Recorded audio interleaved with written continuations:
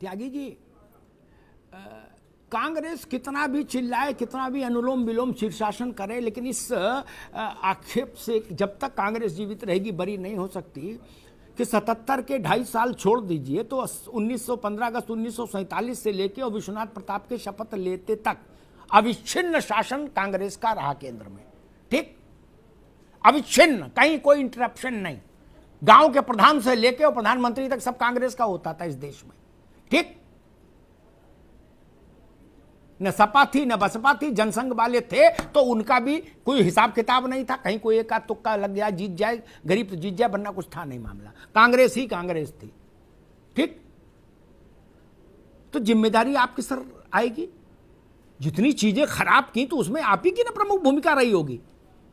त्यागी जी,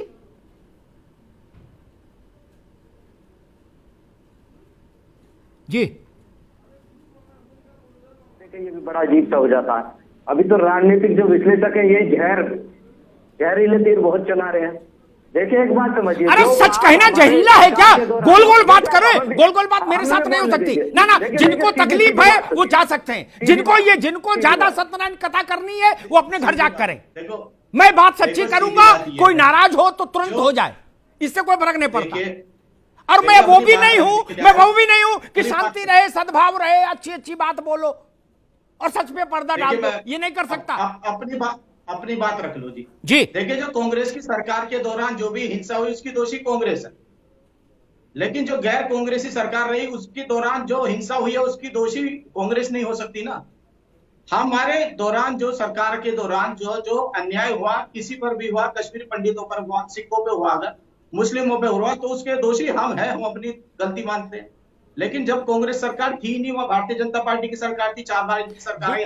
अरे एक मिनट अभिमन्यु, एक मिनट भाई, अनंत काल तक बहस नहीं चलेगी, इसलिए बहुत क्रिप्स होके बोलिए। मेरा निवेदन सिर्फ ये था, इसको पता नहीं आप लोग कैसे, या तो भाई समझदार हैं, जानबूझ के प्रिटेंड करते हैं ऐसा कि टीवी में समय खराब हो जाए तो जान छूटे। मैं अपनी बात रख दूं, देश उससे समझ जाएगा। मैं फिर कहता हूं, कश्मीर में जो हुआ टेक्निकली उस वक्त विश्वनाथ प्रताप की सरकार थी, और विश्वनाथ प्रताप की सरकार कितनी लुंज पुंज लचड़ पचड़ सरकार थी मैंने तो खुद देखा। आप लोग तो गूगल में पढ़े होंगे, मैं तो खुद देखा। क्या मैं बीपी सिंह को जानता, मैं सुरजीत को जानता था, मैं वाजपेयी को जानता था। आप लोग तो गूगल में देखे होंगे ना, जो सरकार बनवाए थे, जो चलवा रहे थे, हम जानते वो कैसी सरकार थी। ठीक, इतनी बड़ी घटना एक दिन में नहीं होती कि इधर भी बीपी ने शपथ ली, उधर 5 लाख लोग निकाल के मार दिए गए, ऐसा नहीं। उसकी एक प्रक्रिया चली थी, विठल चौधरी बेहतर समझते हैं। वो प्रक्रिया 1 दिन की 2 दिन की नहीं थी मेरे दोस्त। इसलिए ये मत कहिए कि बीपी सिंह की शपथ वाला दिन आ गया, बोले अब हम बरी हुए। नहीं जी ना,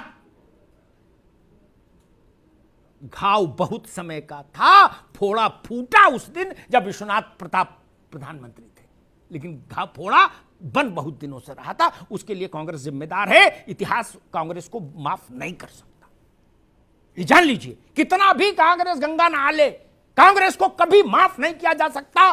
2 कारणों से, एक कश्मीरी पंडितों के साथ जो हुआ वो, और एक सिखों के साथ जो हुआ वो। कांग्रेस 7 जन्म ले ले, माफी नहीं मिल सकती। हमने टायर बांध के सरदार जलाते देखे, टायर बांध के जला दिए सरदार। क्या बात करेंगे आप लोग? और फिर भी आप, ये हिंदुस्तान का बड़ा मन है कि वो लोग भी चुनाव लड़ सकते हैं। मेहंदी साहब, हम लोग ये क्यों ढूंढते हैं कि अगर कोई हिंदुओं के अत्याचार की कहानी की घटना है, उस पर चर्चा करनी है, तो एक मुसलमान वाला भी कोई एपिसोड पकड़ के ले चलो ताकि थोड़ा संतुलन बना रहे। हम इस छोटी जहनियत से, तंग जहनियत से, इस तरह की लुचुड़ पुचुड़ व्यवहार से कब मुक्ति पाएंगे? और सच को सच कहने का साहस कब करेंगे? जरूरी है, अगर मुसलमान पे अत्याचार हुआ है तो उस दिन केवल मुसलमान पे अत्याचार की बात उठाएं, और हिंदू हुआ तो हिंदू। लेकिन आप सब लोगों की कोशिश रहती है, नहीं इधर वाली जेब में भी एक पुड़िया डाल के ले चलो। बोले कैराना में क्या हुआ था बताओ, मलियाना में क्या हुआ था ये बताओ, भिवंडी में क्या, वोट, अब वोट फिर भी नहीं मिल रहा। इसका मतलब वोट तभी मिलेगा जब सच के साथ चलेंगे। मेहंदी साहब, देखिए अमिताभ जी, आपने हमको बीच में रोक दिया, बोलने नहीं दिया। जी। मैं जिस टॉपिक पे आ रहा था, जी। यकीनन आप पूरी बात को अगर सुन लेते जी जी जी जी कहिए, तो आप भी आश्चर्य करते। कहिए। मैं उस वक्त आपने रोक दिया हमको। मैं जी। ये सिर्फ इतना कहना चाहता हूँ, आज जब देश रोजगार से जूझ रहा है, बेरोजगारी से जूझ रहा है, फसल से जूझ रहा है, आम आदमी की बेहतरी कैसे हो, जो भारतीय जनता पार्टी दिल्ली में सरकार है, मैं सिर्फ इतना कहना चाहता हूँ, आज ये जो गलत तरीके से दिशा देकर फिल्मों के माध्यम से, फिल्मों के जरिए से देश में एक नैरेटिव सेट करना चाहते हैं, इससे अपने आप को अलग करना चाहिए। और अखिलेश जी ने ठीक कहा कि लखीमपुर खीरी पे भी फिल्म बननी चाहिए। किस तरीके से भारतीय जनता पार्टी के बुजुर्गों ने कुचला आम किसानों को, जो जनहित में आम जनता की आवाज उठा रहे थे, अपनी फसल की बात। आप मेरी बात सुन लीजिए, और मैं एक बात सुन लीजिए। 1900 मैं आपको बैक में ले जाना चाहूंगा 1990 में, जब विश्वनाथ प्रताप जी वहां के भारत के प्रधानमंत्री थे, 85 सांसदों का समर्थन भारतीय जनता पार्टी को उनको प्राप्त जी हाँ, था। ये सब आ चुकी ट्विटर पर बात, नहीं, इसमें नहीं, काफी सुनिए, चर्चा मेरी पर बात चर्चा हो चुकी महाराज। तो आपको बैक में जाना पड़ेगा।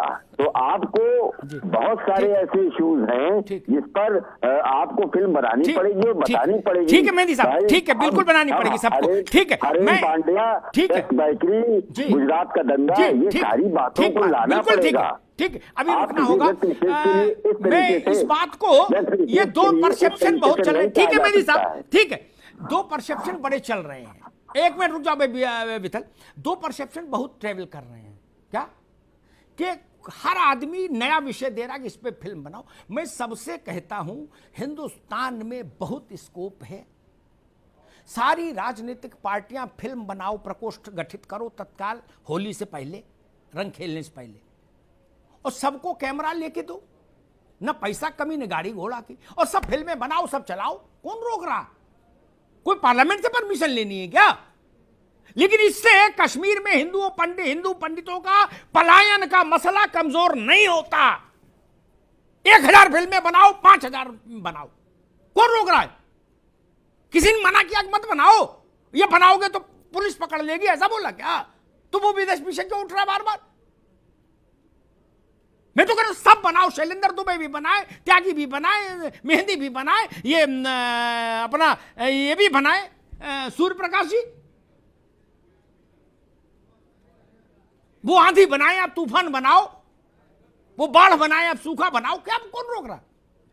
लेकिन उससे इस मसले का क्या लेना देना? और दूसरी बात, मेरे भाई ने कहा कि अब मसला है बेरोजगारी का, मसला है बाढ़ का, मसला है किसान का, मसला है गरीबी का। ठीक, अच्छी बात है, तो क्या इस मसले पर बात नहीं हो कभी? ये मसले तो जब से इंसान ने आंख खोली कभी हल नहीं हुए। कोई राज्य ऐसा नहीं दुनिया में जो ये कहे कि आप सारे मसले खत्म हो गए, आज आप उस पर बात कर सकते, कभी नहीं। तो बात नहीं करें। रामराज तो नहीं आ सकता जिसमें हम ये कहेंगे दैहिक दैविक भौतिक तापा, रामराज नहीं कहू व्यापा।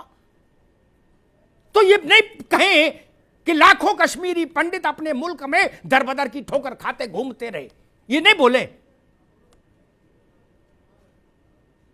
ये तर्क ठीक नहीं। मैथिल साहब, मसला वो कि उस समय की सरकारें अगर दृढ़ता रखती और रीढ़ की हड्डी दिखाती तो कश्मीर में बायबेला कितना भी मचा हो, ठीक, बड़ी बड़ी आतंकी गतिविधियां हुई, मुझे सब याद है। क्लिंटन आए हुए थे, रुक जाओ भाई, छत्तीस सिंह पूरा हुआ, ऐसे बहुत सारी घटनाएं। लेकिन फिर भी इतनी बड़ी घटना नहीं घट सकती थी कि उस वहां के जनसांख्यिकी संतुलन ही बिगड़ जाए और घाटी पूरी एक मिजाज में रंग जाए। अगर वहां के उस समय की सरकारों ने साहस दिखाया होता, और अगर बाद की सरकारों में साहस होता, तो विथल जैसे, चौधरी जैसे परिवार के लोग, हो सकता है उनकी वो पीढ़ी ना भी अब बची हो जो उस वक्त आई हो, लेकिन उनके बाद के लोग गर्व के साथ वहां जाके, परमानेंट नहीं रहते, 4 दिन ही सही, लेकिन गर्व के साथ रहे आते अपने मकान में। सूर्य प्रकाश मैथिल। धन्यवाद अमिताभ जी, और आशा करता हूं मुझे आप बोलने का मौका भी देंगे, मेरी बात को काटने से पहले समझने की कोशिश करेंगे। देखिए अमिताभ जी, अभी आपने जिस प्रकार से, मैंने पहले 370 का विषय उठाया और 35A का विषय उठाया, और आपने कहा कि वहां पुनर्वास की बात जो है वो भारतीय जनता पार्टी की सरकार या किस सरकार ने क्यों नहीं की, तो मैं आपको बता देता हूं कि आप समझने की कोशिश कीजिए। जिस राज्य में 2 प्रधान हो, 2 निशान हो और 2 संविधान हो, वहां पर चाहे सरकार किसी की भी हो, लेकिन प्रशासन उनके पास था। आज भाजपा की सरकार ने उसी प्रशासन को तोड़ा। आप देखिए जिस प्रकार से वहां पर जनसंख्या का जो एक बहुत बड़ा जुड़ाव आ गया था, उसको तोड़ा गया है अभी जाकर, और अब पुनर्वास की बात हो रही है। ये सरकार का आत्मविश्वास ये है कि 35 और 370 हटाने के बाद आज वहां पर जिस प्रकार से अलगाववादियों को घर में घुसेड़ दिया गया है। आपसे पूछना चाहता हूं कि फोटो मेरे पास है, जब इस प्रकार के जो अलगाववादी थे उनके साथ केंद्र की सरकारों के हाथ मिलाए जाते हों, तो इस प्रकार का जेनोसाइड होगा ही होगा। ठीक। आज कौन सा अलगाववादी है? सब अलगाववादियों को जेल में डाल रखा है भारतीय जनता पार्टी की सरकार ने। या ये कांग्रेस के लोग माफी मांगने की बात कर रहे हैं, इनके ही कारण वहां पर राज्य की सरकार। अब्दुल्ला, आपने कहा कि सरकार अगर होती तो ऐसा होता और वैसा होता, तो मैं आपको बता देता हूं कि 18 तारीख को वहां पर उमर अब्दुल्ला ने सारी की सारी सीआरपीएफ को यहां जम्मू भेज दिया था, और उसके बाद उन्होंने मुख्यमंत्री पद से अपना इस्तीफा दे दिया था। 19 तारीख को ना तो वहां पर एलजी था, आप क्या लिटरेचर लेके बैठे हैं? और वहां पर 19 तारीख को क्या कर रहे हैं? ठीक है, मैं दोनों को रोकूंगा। मैं विठल चौधरी की एक अंतिम टिप्पणी लूंगा, मेरे पास समय कम है। जी विठल, क्या आपका टेक क्या है, बताइए विठल, लेकिन शॉर्ट में विठल। मैं बिल्कुल संक्षिप्त में अपनी बात करूंगा, जल्दी से, समय कम है। ये जो बात करते हैं ना कि वीपी सिंह की सरकार थी, वीपी सिंह की सरकार को 19 जनवरी 1990 को एक ही महीना हुआ था। जी हाँ, मैंने आपको 1986, 1967 उससे पहले की बातें बताई हैं जी। और इनको ये भी समझना है कि कश्मीर में जो, मैं आपको बार बार क्यों बोल रहा हूँ कि निरंतरता से वहां पे जेनोसाइड हुआ है। 1990 में एक रात को सब जागे और सब भाग गए, ऐसा नहीं हुआ है। 1990 के बाद भी जब कश्मीरी हिंदुओं को वहां बसाने की कोशिश की, जितनी बार बसाने की कोशिश की है उतनी बार मैसेकर हुआ है वहां पे संग्रामपुरा, नाडीमर्ग, वंदहामा, प्राणकोट। अब मैं इतने गिना सकता हूं कि आप थक जाएंगे, ये शो कम पड़ जाएगा। कितने मैसेकर, 23 लोग, 24 लोग, 4 साल का बच्चा, 2 साल का बच्चा, 80 साल की बुढ़िया, इनका मैसेकर कर दिया गया, एक साथ लगाकर लाइन में के गोली मार दी गई है। आप उस सोच को बदलिए। देखिए, धारा 370 को निरस्त करने के बाद आपने डी फैक्टो इस्लामिक स्टेट को थ्योरी में ध्वस्त किया है। उनके दिमागों में आज भी गजवाए हिंद है, इस बात को समझिए। इंडियन स्टेट फेल हुआ है कश्मीर में, सरकार चाहे किसी की भी रही हो। इंडियन स्टेट की पॉलिसी फेलियर है कश्मीर में। आप पैसों से वहां के लोगों का मन नहीं बदल सकते हैं, सरकार चाहे किसी की भी रही हो। एक जो कदम है धारा 370 को निरस्त करने के लिए, पहली बार किसी ने वहां पे भारतीय को बसाने की संपूर्ण कोई एक पहला कदम है, वो एंड नहीं है, शुरुआत है। इसको एंड मत